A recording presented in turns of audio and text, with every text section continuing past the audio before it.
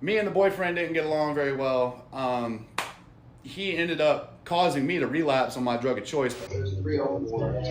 What? You guys deserve to see what the fuck I'm doing in my life, man. I knew this was off! Their problem is they want to kick the women out, but they're keeping Nick because Pat's dream is to have a reality show. Here with the hatred because you know you could never be me and you could never stop me. All you have to do is talk better to me. All you have to do is not be a selfish piece of fucking shit. Before Nick Harris ever started his TikTok journey, or what we know him for today, he had numerous bad influences that led him down the path of addiction and very little self-preservation. After an unfortunate series of events that not only fueled him into becoming a major addict, but his mother's boyfriend at the time convinced her to kick him out due to his addiction that the mother's boyfriend influenced Nick to get back on. I ended up having to go to rehab. I had to go to places like Sober Living America. I went there probably 4 or 5 times. Let's see, I had to go to places like Solutions Recovery Center, which I graduated. While dealing with the ups and downs of life, his family, specifically his mother and his sister, encouraged him to start posting on TikTok as a way to start kind of meeting new people. Now, I'm pretty sure you can put together that this was kind of the most important of his life was starting, and I'm not saying this guy doesn't have any bigger achievements, but I don't see this guy winning any Nobel Peace Prizes unless the prize is ruining your peace. Yeah, boy. After he started posting on TikTok, he gained traction rather quickly due to his personality and overall openness when it came to both his addiction and his life. During his TikTok rise at some point on his path, when he actually started to become sober again, he ended up crossing paths with another addict named Mariah that eventually became his girlfriend. Piece of fucking shit. Now, I don't know if anybody's actually dealt with a situation like this, trying to get sober from a substance that your partner is actively using around you. But not only is it extremely hard to ignore because it's literally around you in your area, but the temptation over time literally becomes too much. Now, according to Nick, it was TikTok and him working that paid a majority of the hotel and necessary bills. Now, I can't really attest to how much that's actually true, but it did seem like they both were actually giving their part into the relationship. But so that's how it was for a couple of years. Nick and Mariah helped each other and fed off each other just in order to survive. And during that time, let's just say they definitely had their ups and downs. Apparently not afraid to share it with the internet too. I don't even know you. I just wanted somebody I could feel safe around. There have been videos and rumors around the internet that both Mariah and Nick had put their hands on each other, but it's unknown to how much this actually is true and to what extent, but it's pretty undeniable that the relationship was riddled with domestic violence on both sides. What about the one that punched me in the face? What about me? Okay, so you're in those... You're in my ribs. What about the one that sprayed me with a fire extinguisher? Whatever, Mariah. You want me to keep going? Now, it is worth noting that they were kind of a little bit transparent about the unstable and abusedness, understanding that it is a really big problem and they really got to try to fix it. And by fixing it, I mean putting on some boxing gloves and going at it till somebody gives up and they win the argument. Now, during the entirety of the relationship, not only did they have to deal with each other, but they were actually virtually stalked and harassed in the sense of people calling their jobs in hotels that they were staying at in order for them to just get kicked out and fired. They figured out exactly which one that I'm in. People have been trolling me so hard that she's being forced to do her job. This went on for a couple of years, as the toxicity seemed to be the most potent in the beginning of the relationship, because it seems that they understood that their only image was being shattered due to them not being able to act right. So inevitably making some serious effort to stop fighting and arguing on stream. But I mean, come on. I mean, with their track record and putting their hands on each other, when getting into just simple arguments, there's no way in hell that it's gonna work out. He even said that she went out and cheated on him in some type of sense. We don't really know the full context of that situation, but if he thinks that she went out cheating and that's not enough to make them harm each other, but little random conversations are, then the unstableness alone will make them separate. If you have made it this far, just do me a quick favor and like and subscribe, because it really helps me out with the algorithm and it makes me just a little less close to killing myself. And that's exactly what happened. I mean, no matter the person, someone can only live in a toxic environment for so long. So after battling it out with not only with life, but with each other, she couldn't take it anymore. They couldn't take it anymore. So they both started to make their own plans to actually start taking care of themselves. And this was the very first problem that he had. He didn't know where he wanted to go because he had nowhere to go. after staying in a motel for a bit, he kept begging his followers online for some place to stay. And with enough effort, he actually managed to convince some guy to let him move in. Now, a lot of people actually had a lot of alternative theories on why this guy actually let Nick stay with him. But according to Nick, the more he actually talked to the guy, the more the conversation actually got pretty off course, and it actually started to make him pretty uncomfortable. This is the man who just offered to give me the same opportunity that the rehab is giving me, but he was also asking me questions about sleeping arrangements that really made me very uncomfortable. So after throwing away those plans, with all the commotion online this was causing Nick to go through, his mother, the one that kicked him out before, offered him to move back in with her. Now Nick tells us that he actually hasn't had a good relationship or any relationship with his mother in a very long time, so to him, all this commotion making her come back to him is an absolute win.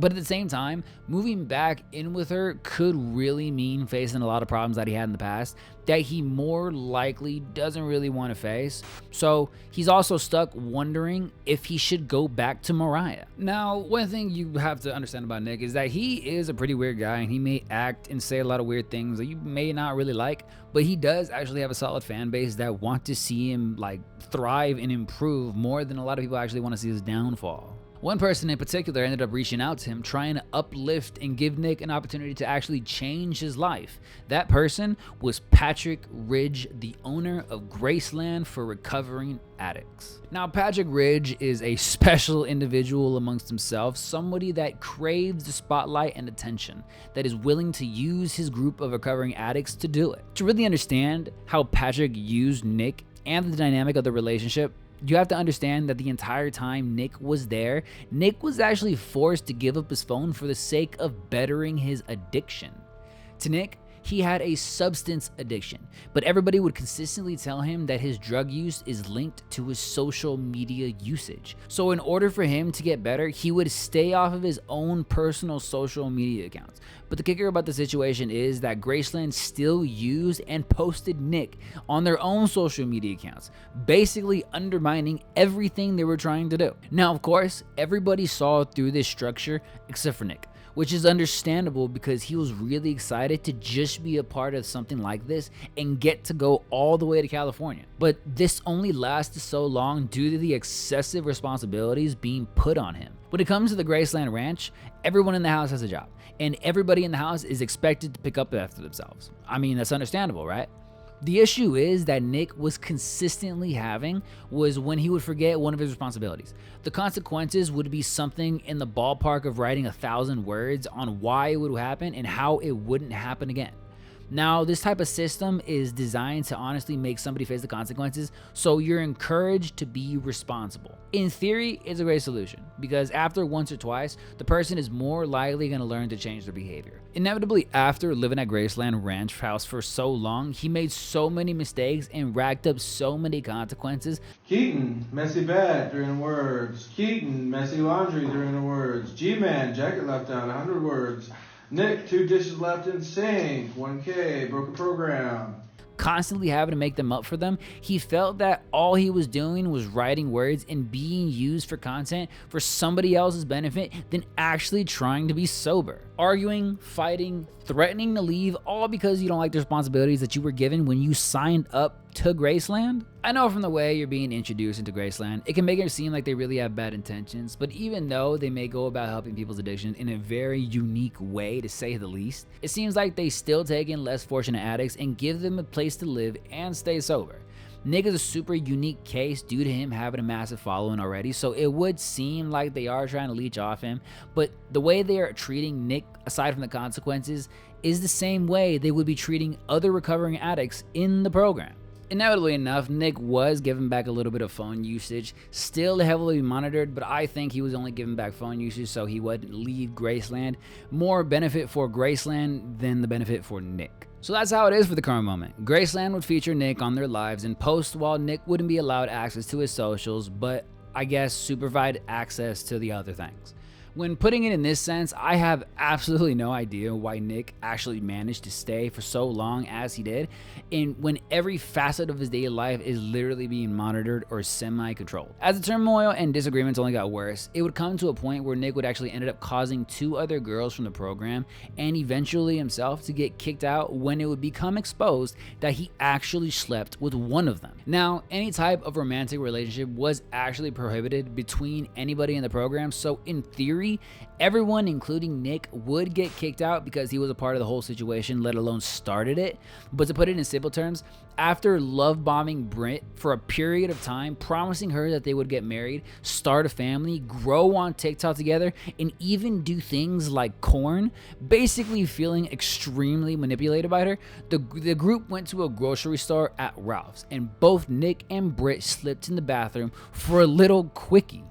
Eventually, when they left the bathroom, they were caught by another member of the group, Allie, but Britt wasn't too worried about the situation because Allie did this before and she thought she had to write 50K words just like Allie had to do in order to stay. So she figured that she would have to do the same and everything would be alright. And I, in my mind, I'm thinking like, oh, I'm not relapsing at least, and I'm thinking like, if I get caught, I'm just writing words. While Britt really breaks down everything she's trying to feel and think about so everybody really understands her point, Nick kind of has a little bit of a different way to make everybody understand how he feels. That friend was not taking no for an answer. That friend was not understanding how serious I was about this. And, like we ended up,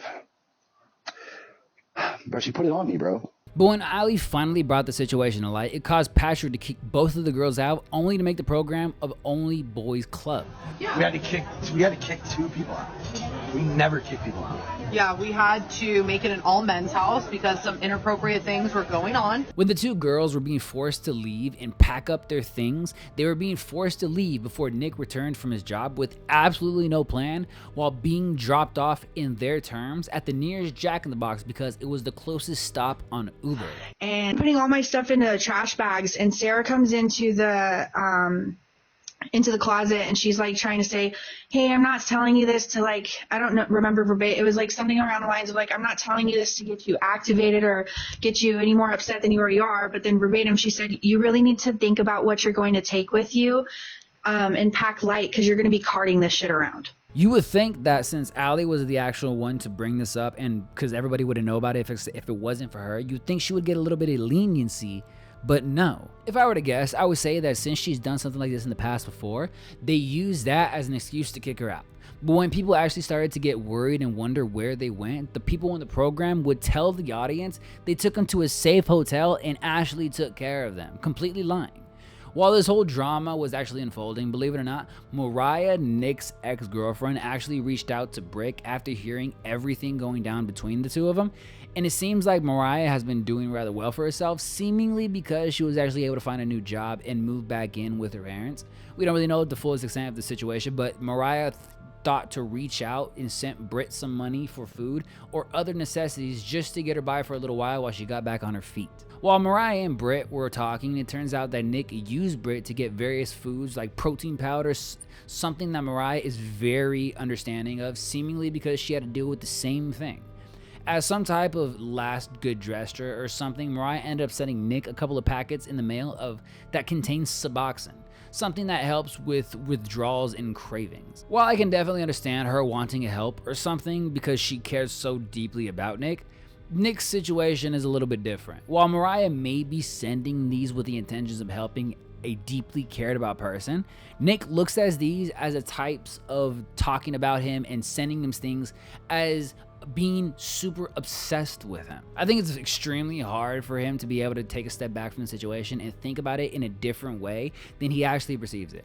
But who knows? Maybe she's obsessed with him and stalking him. They're both just fucking crazy. From this point on, Nick's relationship with Graceand was so rocky that he didn't even want to be there anymore. So some questionable clips came out from the program members raiding Nick's stuff and finding various substances and electronics. So inevitably, he eventually left.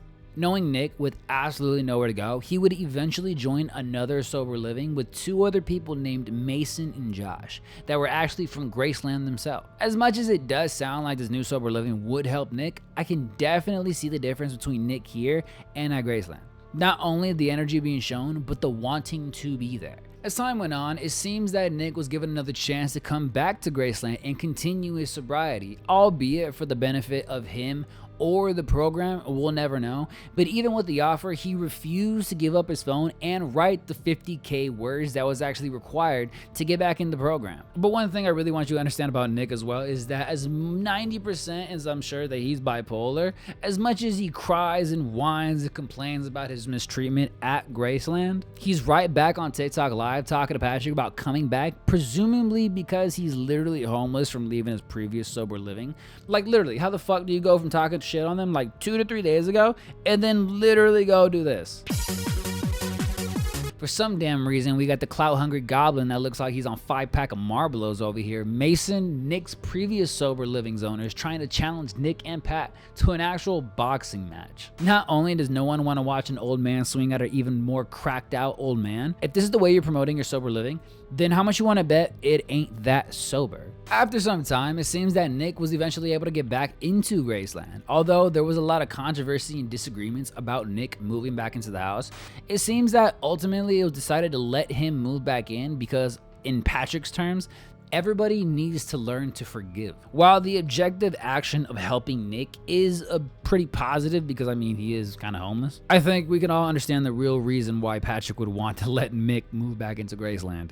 His popularity. One thing you can know about Nick is that he's a very smart in the sense of getting what he needs. And at the current moment in time, Nick was homeless in California, somewhere he has no one to rely on. So when given the opportunity, he relied on them again until he didn't need to anymore.